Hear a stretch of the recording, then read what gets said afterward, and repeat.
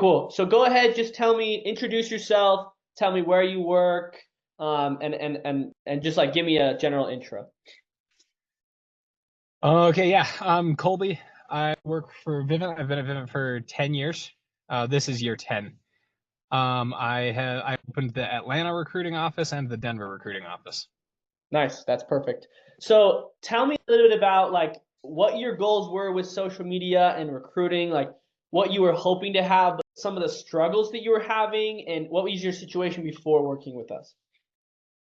So social media has always been something that I have avoided, and I preach against it really, really hard in training meetings and everything that we're doing with the team because it is such a time waster. So many people get caught up in being a consumer rather than a creator. But then I see every once in a while somebody pop off and do so well with recruiting, or they get extra sales leads from it, or they get something out of it that's really, really valuable. So I figured if I could find a way to take advantage of that, that would obviously be a good thing. I obviously there's a generation shift from millennials, X, Z. Things are changing, and the way people interact is changing. Yeah. And I'm noticing that the amount of money and time and energy and effort that I'm spending to get on campus for career fairs or to get to a fraternity and throw a party for them or to do something in a parking lot somewhere where like randoms can show up and I can get phone numbers, I can spend the same amount of money and have half the effort and have guys that I like just as much or more are actually engaged and want to do this. So instead of me spending a bunch of money to impress strangers to try to get phone numbers, now I get to spend my money on people who are already engaged, already interviewed, want to be there, and it's making my team a lot more sticky. Oh, interesting. That's an interesting phrase. Yeah. So how much money? Like, yeah. So not only the money you were spending, but probably takes a ton of time. You mentioned that, An which is outrageous amount of time. yeah. So think about like a career fair. You got to pay the school 300 to 800 bucks depending on the school. The kids are walking they're walking around stacking out their interviews like crazy. You've got to do this follow up with calling and making sure Yeah. they're at the right place at the right time and hosting some kind of event. And they're like, why is like half these booths 50-year-old men and then these guys are all young people, and why they Uh, got hats and skateboards on the table and these guys have like a picture of a bridge, and that all of the different things going through their head. This It works so much better just to present the information. I don't know. I feel like people are losing connection to the more traditional stuff like job fairs anyway. They don't trust it, they don't like it. They always end up going to work with their uncle or their cousin or their buddy's dad. yeah. So we might as well create that relationship and just run from there. I love that. Okay, that was super valuable. Did you have any concerns as far as like be putting yourself out there social media wise, making your whole Instagram account become like a page for that? Did you have any of those concerns or not really? Oh, of course. Like everybody cares what people think of them. If anybody says, "Oh, I don't care what people think of me," they're full of crap. They're Yeah. they're grumpy, being mad, and whatever. Like the only version of "I don't care what people think of me" is "I don't care what certain people think of me." The Uh, only version of it that's true. Most like I genuinely don't care what a lot of people think of me, but I do care what my friends and family think of me. I do care what the people that I spend all my time around think of me. I do yeah. care what people that I look up to think of me. And it's nonsense if anybody says anything otherwise. So of course this is a little nerve-wracking, a little concerning, and it's really funny whenever we're at region events, a bunch of the other guys that I'm buddies with around the company are like, "Oh, he's famous," and it's really funny. But at the same time, they're all hitting me up on the side, being like, "How do you have this many guys? How are you keeping track of everything? How are you like? What systems do you have in place to make all this work?" And it is working. It's working really well. So if I have the opportunity to have an impact on more people and be a little bit embarrassed, but actually be able to make a bigger difference in more guys' lives, like that's why I do the job. I like selling. I like going door to door. I like what I do, but the biggest piece of what I do that's meaningful to me is being a mentor and a coach.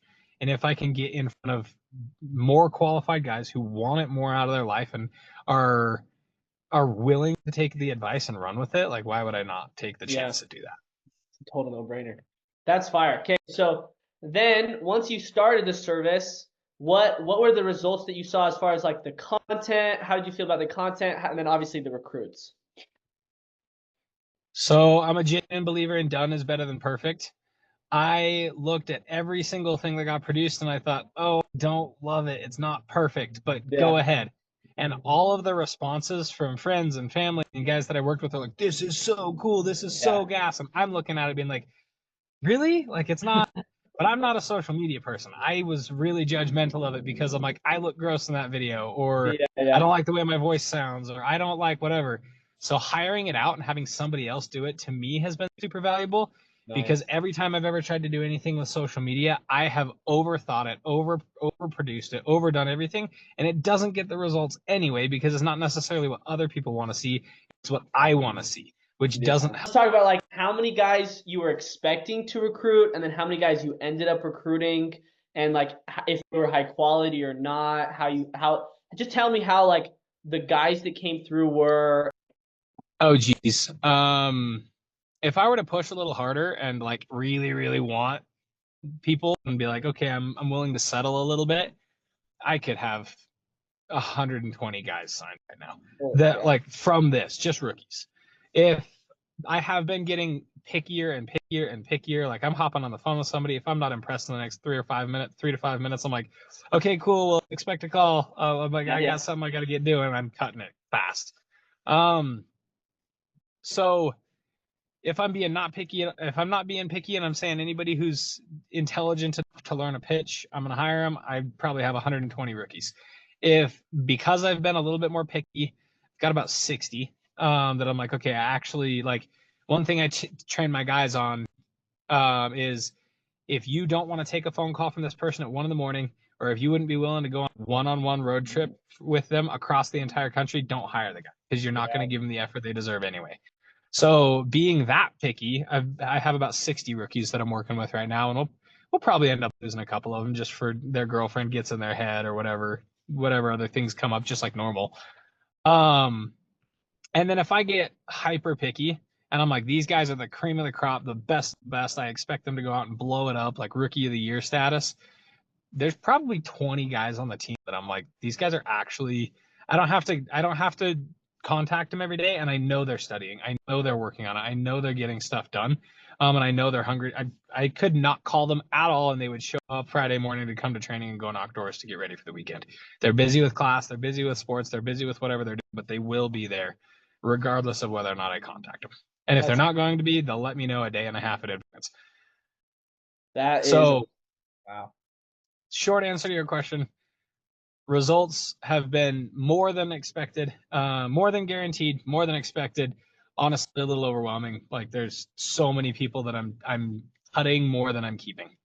Yeah, which is a good problem to have. Good problem. How many total leads would you say you've seen come through? I know that's probably a big number, but like not even. Leads. Yeah. So ad responses in the 3 months it's been running, 1,500. Yeah. Like ridiculous, like way more than I at first I would like read the messages and be like, hey, tune this a little bit, change this a little bit, don't say it like that. And then it got to the point where I'm like, I'm not gonna look at these. I'm not. Yeah. It's way too many. Yeah. As far as leads that respond and have a conversation back and forth with the chat dudes, probably like 500 to 700 somewhere. And then guys that I've actually gotten on the phone with, they promised like 40. I've probably had 150. And outside of like stuff, people that I've added to the list or added to a spreadsheet that I have separate that have had more interest, have reached out to me either through text or through a phone call or just on social media, but it's not marked as an ad increase, so the guys aren't picking it up. Probably another 20, and those ones are really solid, and I wouldn't have them if we weren't. As far as return on investment, I went a little more than what they asked at first. Instead of having them run one social media page, I had them run two. They're doing two different things, but I spent $21,000, and I in my pocket like that I can pull out of the business and have cash in my pocket added to my income this year, probably between two and $300,000. As far as revenue for the business, it's going to be between 7 and 10 million, pretty easy. Yeah. Like I would be blown away if it was less than 7 million. So that's pretty cool. The thing that's cooler about it is just the not the turnover, the based off of normal retention numbers. Watching somebody go from year 1 to year 2, I'm not paying to re-recruit these guys. I will make, let me see, doing quick math on it. Normal retention,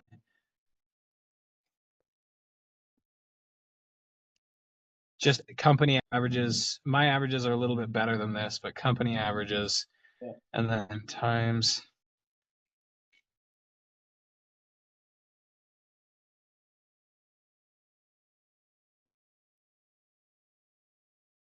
It'd be next year's revenue probably between 4 and 500 grand. I'm not revenue. Income to me is between 4 and 500,000 extra next year. Revenue, that's probably 9 to 12 million, 9 to 14 maybe. Insane. And that's just the 3 months. That's the 3 months That's contract. 3 months. That's not if you decide to keep going. If you keep going, you'll obviously get more, which is crazy. Of course.